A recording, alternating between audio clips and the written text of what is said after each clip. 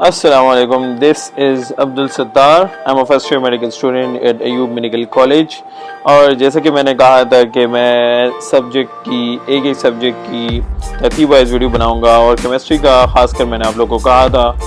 तो केमिस्ट्री में one thing which I said, जिसके ऊपर मैं दोबारा आखिर में आता हूँ, मैंने आपको बताया था कि ये जो हमारे पास ऑर्गेनिक केमिस्ट्री है जो सबसे मुश्किल है, इसके लिए मैं आप लोगों को एक ट्रिक बताऊंगा जिस पे आप लोग ऑर्गेनिक केमिस्ट्री सारी आराम से हो जाएगी। मैंने इसी तरह की थी और इंशाल्लाह आप लोग की भी हो जाएगी। तो पहले चैप्टर वाइज आते हैं। जो छोटी छोटी चीज़ अगर मुझे कोई याद हुई तो मैं उसका आपको बता दूंगा कि आपने ये चीज़ इस तरह कर लेनी है। फर्स्ट चैप्टर जो हमारे पास है, इंट्रोडक्शन ऑफ फंडामेंटल कॉन्सेप्ट्स। ये चैप्टर ऐसा है कि ये सारा जो है कंसेप्ट बेस्ड है। आपको molecular formula, concept of mole का कॉन्सेप्ट क्या है, वोगैड्रो नंबर क्या है, स्टोइकोमेट्री में आप लोगों की चेंजिंग की इसको इसमें कैसे चेंज कर लेना है, इसको इसमें किस तरह चेंज कर लेना है, लिमिटिंग रिएक्टिंग वगैरह का, परसेंटेज यील्ड का, ये सारा कंसेप्चुअल बेस्ड क्वेश्चन है। एक अच्छे टीचर से आपने पढ़ा हो या आपको आता हो, आपके लिए कोई मसला नहीं होगा इस चैप्टर में। टाइम ज़रूर देना है इस चैप्टर को, क्योंकि इस चैप्टर से MCQs भी आते हैं और बाकी इस तरह है कि अगर ये इसके कॉन्सेप्ट आपके बने हो तो आपके MCQs में कोई मसला नहीं होगा। एटॉमिक स्ट्रक्चर है, shapes of orbitals, quantum numbers. इन चीज़ों को टाइम देना है थोड़ा सा, और इन चीज़ों को समझना है, कॉन्सेप्ट बनाना है इन चीज़ों पे, क्योंकि आप फिर वहाँ पे फिर आपको समझ नहीं आ रहा कि ये क्या है। इलेक्ट्रॉनिक कॉन्फ़िगरेशन और concept of orbitals, discovering properties of proton. अच्छा, इससे MCQs एक आ जाता है, कभी कभी ज़रूर आ जाता है। ये प्रोटॉन के पूछ रहे होते हैं, कभी प्रॉपर्टीज में से एक आ जाता है या डिस्कवरी में से आ जाता है। बाकी गैसेस हो गए, ये तो मेरा सबसे वो जो बंदे का फेवरेट चैप्टर नहीं होता, आइडियल चैप्टर जो होता है मज़े का, ये चैप्टर्स तो आसान है, इसमें इतना कुछ नहीं है। प्रॉपर्टीज़ अपनी याद कर लेनी है, गैस के जो लॉज है, Boyle's law, Charles law, general gas equation है, kinetic molecular theory, ideal gas equation. Ideal gas equation में कभी कभी वो A और B और उसका आ जाता है, ये इक्वेशन में से इस्तेमाल है, उसमें आ जाता है, उसमें कभी कभी पूछ लेते कि MCQs आ जाता है। लिक्विड्स सो इजी मैन, इसमें कोई खास चीज़ नहीं है आपके लिए, सिर्फ रीड करना है, याद करना है आई थिंक, और आप लोग को याद होगा भी। आप लोग को अभी वो चीज़ें चाहिए कि इसके MCQs वगैरह वो चीज़ें आप हल करें। सॉलिड्स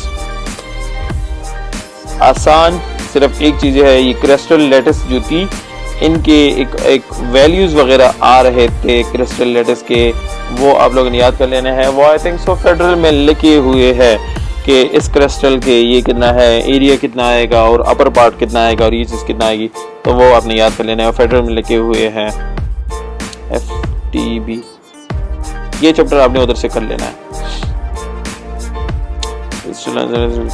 शेप्स, ग्रिड डिस्क्रिप्शन, और जो तीन शेप्स दिए हैं, एक उसके नीडल लाइक और दूसरा ला और तीसरा, वो याद कर लेना। Chemical equilibrium, this is also easy man. या तो मुझे मेरे केमिस्ट्री मेरी फेवरेट की वजह से मुझे सारे इजी लग रहे हैं, या फिर इजी है भी। कॉमन आयन इफेक्ट, बफर्स, इनको टाइम देना है। बफर्स को खासकर बफर से ज़रूर आता है, लाइक आप अभी से लिख लें, 1 या 2 MCQs ये बफर से आपके लिए ज़रूर आएंगे। बफर को टाइम देना है। Le Chatelier principle, solubility product, reversible and irreversible reactions आ जाता है कभी कभी, याद कर लेने हैं। रिएक्शन काइनेटिक्स इजी, मैं इसको इजी की कैटेगरी में डायरेक्ट डाल लेता हूँ, कोई खास चीज़ नहीं है इसमें, याद करने हैं आराम से। जो आपको टफ टाइम देने वाला है ना, वो आपको चैप्टर जो है S&P ब्लॉक वाला है, वो D ब्लॉक वाला है और ऑर्गेनिक है, जिनकी तरफ अभी हम आ रहे हैं कि उनको आपने कैसे कर लेना है। ये बाकी चैप्टर्स जो है ये आपको अभी तक मालूम हो चुका होगा कि लाइक है, बट इतना नहीं है। ये एंथैल्पी वाले, यस, इनको टाइम देना है।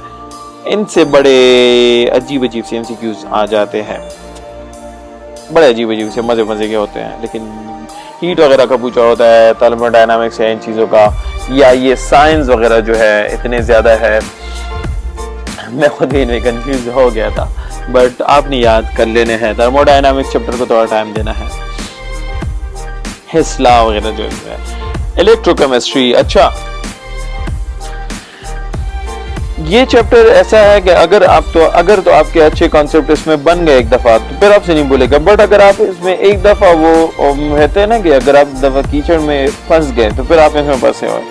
ऑक्सीडेशन रिडक्शन मेन चीज तो लड़कों ने सेकंड ईयर तक पढ़ लिया होता है, सब कुछ हो गया, फिर भी उनसे लाइक जब तुम एब्रप्टली पूछते हो कि ऑक्सीडेशन और रिडक्शन में क्या फर्क है, इस जगह पे ऑक्सीडेशन हुई है कि रिडक्शन हुई है, वो तो वो फिर आगे से कंफ्यूज हो जाते हैं वहां पे।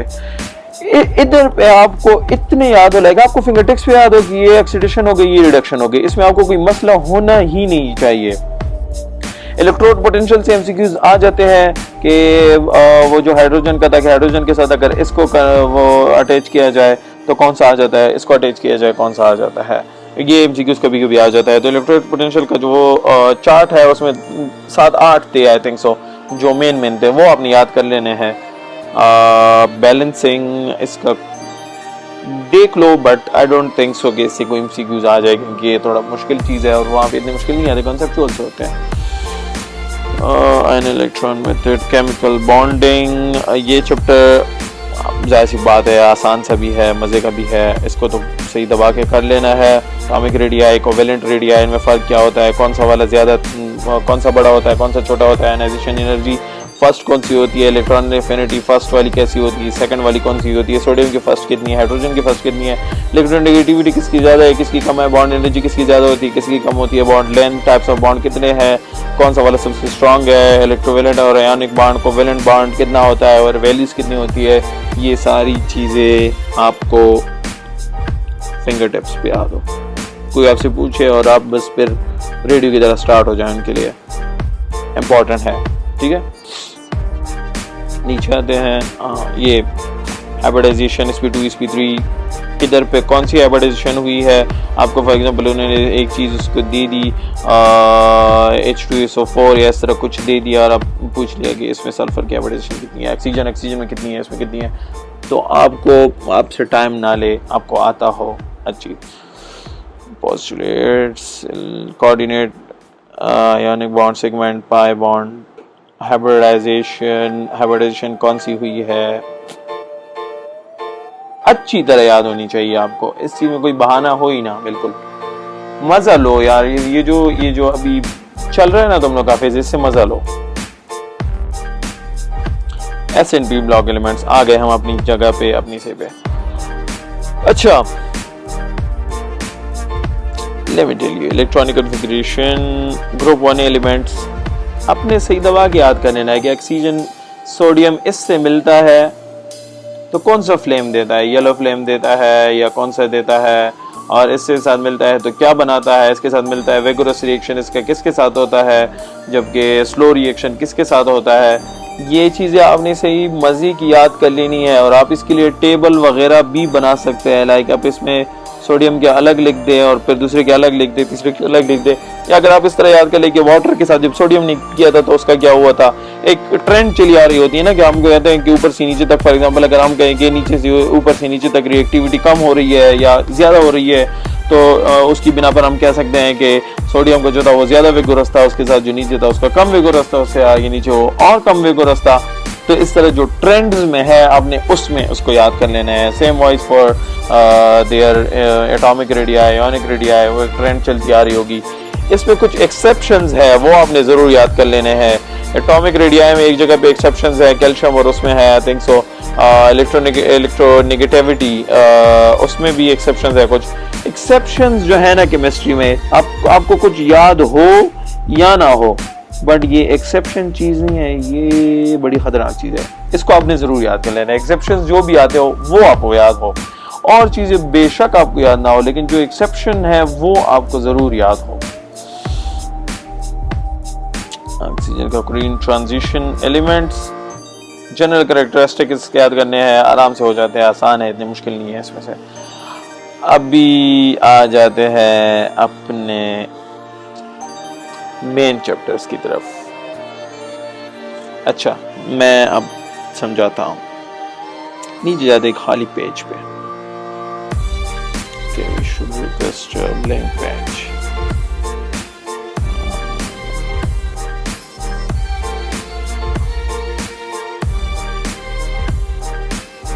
आगे ब्लैंक पेज। अच्छा, मैं जो तुम लोग को उस दिन बता रहा था, आज मैं दिखाता हूँ तुम लोगों को उससे मेरा मतलब क्या था। ऐसे है, फॉर एग्जाम्पल आप लगे हुए हैं अल्केन पे, आप अगर अल्केन पे लगे हुए हैं, for example let me just try to you 1 minute।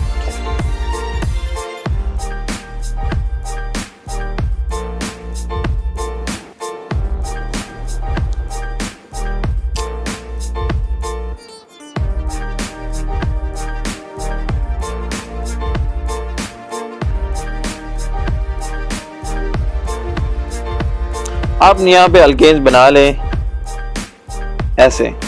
अच्छा, फिर आपने इसमें क्या कर लेना है, देखिए आप यहाँ पे आपके साथ सारे आ जाएंगे प्रिपरेशन, और यहाँ पे आपके साथ आ जाएंगे reactions.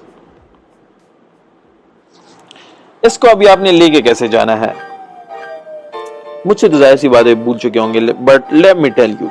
For example RX plus whatever जो भी है, AX हमने कर लिया ना, और हम कहते हैं कि इसके साथ अगर इसको फॉर एग्जांपल 300 डिग्री सेंटीग्रेड और नीचे इसके साथ PT और वट एवर जो भी है ना वो कर लिया जाए, तो इससे बन जाता है ये अल्केन। ऐसे एक आ गया।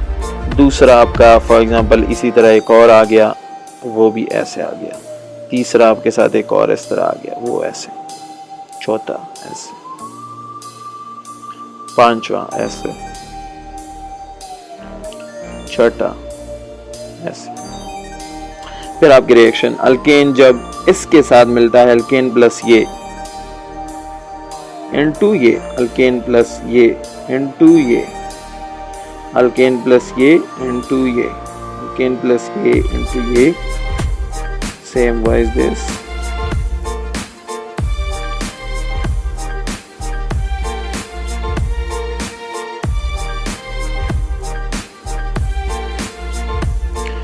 ये और फिर जो आपने लाइक यहाँ पे लिखे हुए हैं ना उनके जो ये है कि फॉर एग्जांपल यहाँ पे 300 डिग्री सेंटीग्रेड है और HB इसमें यूज़ हुआ है, इसमें प्लूटोनियम यूज़ हुआ है, 150 डिग्री सेंटीग्रेड है, और उससे फिर जाके ये बना है ये और सारी चीज़ें। फिर आपने क्या कर लेना है, इनको थोड़ा अब अपनी मर्जी से जो भी रंग आपको है अपने उनको हाईलाइट कर लेना है। फॉर एग्जांपल ये ऐसे ऐसे, तो आपको याद रहेंगे। और यहाँ के वाले जो है इनको मैं ऐसे हाईलाइट करूँ ना,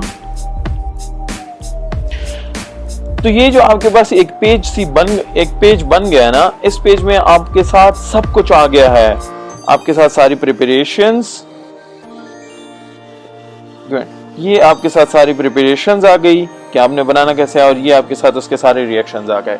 तो आपको बिल्कुल भी कोई भी मुश्किल आपको नहीं होगी। लाइक ये आपके पास ज्यादा से ज्यादा आ जाएंगे। इस तरह अल्केन्स का हो गया, फिर उसके बाद अल्काइंस का हो गया, अल्कीन्स का हो गया, उसके बाद आप अल्कोहल्स का कर लेंगे, अल्काइल हैलाइड्स का कर लेंगे। हर एक चैप्टर के लिए मतलब आपका एक चैप्टर जो है that would just take 1 page from you. एक चैप्टर आपका एक पेज पे आ गया, इससे ज्यादा आप क्या चाहते हैं? और लाइक आपको बिल्कुल भी मतलब वो टेंशन आपकी खत्म हो जाएगी। और फिर आपने क्या करना है कि आप लाइक इन द मॉर्निंग, आप मॉर्निंग के टाइम आप उठ गए, आपने क्या कर लेना है, आपने सिर्फ इसको एक रीड दे देना है। एक रीड देंगे यहाँ पे, अच्छा ये वाला इससे मिलके ये बना रहा था, ये मिलके ये बना रहा था, ये मिलके ये बना रहा था, ये बना रहा था, और फिर आगे ये बना रहे थे। तो जो आपका पेपर, आपका टेस्ट आएगा ना, उस दिन तक आप बिल्कुल तैयार हो जाएंगे, आप बिल्कुल तैयार होंगे। आपको ये चीज़ें जो है ये आपको फिंगर टिप्स पे याद आएंगी शायद उस टाइम। फिर आप मुझे दुआएं भी दे दे फिर, क्या बता। अच्छा, फिर नीचे आते हैं अपनी, ये आपने सारा ये अल्काइल हैलाइड्स के लिए भी अल्कोहल, फिनोल, मैन सारे चैप्टर्स आपकी इसी तरीके से आराम से हो गए। अच्छा, ये दोबारा आ गया प्रोटीन्स और enzymes.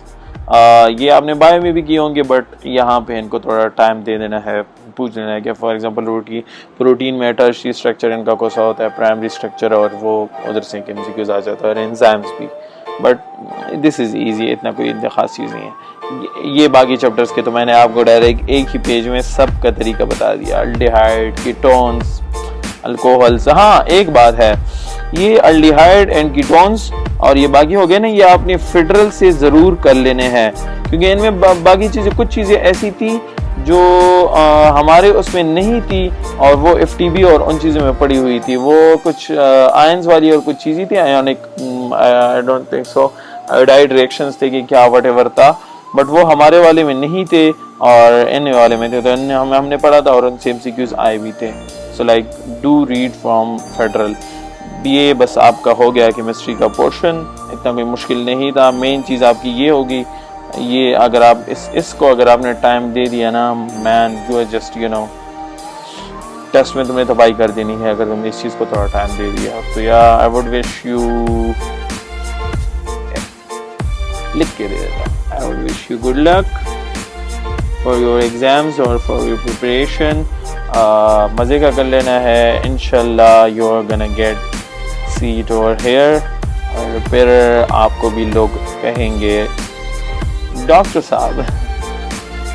So yeah, thank you so much.